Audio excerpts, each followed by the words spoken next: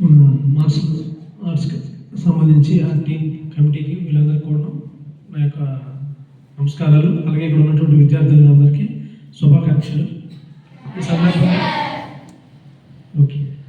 ఈ సందర్భంగా మీ కార్యక్రమం ఉద్దేశించి మాట్లాడమని చెప్పి ఇన్వైట్ చేయడం జరిగింది.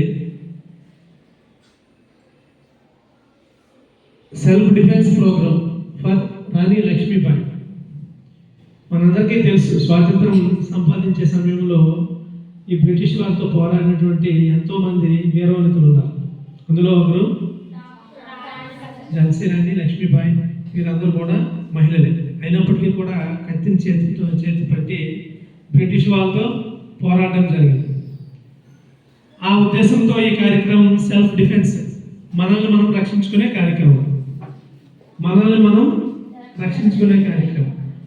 ఆడది అంటే ఆదిపరాశక్తి శక్తి. అసలు ఈ సృష్టికి మూలం స్త్రీ కాబట్టి మనల్ని మనం తక్కువగా ఎప్పుడూ అంచనా వేసుకోకూడదు.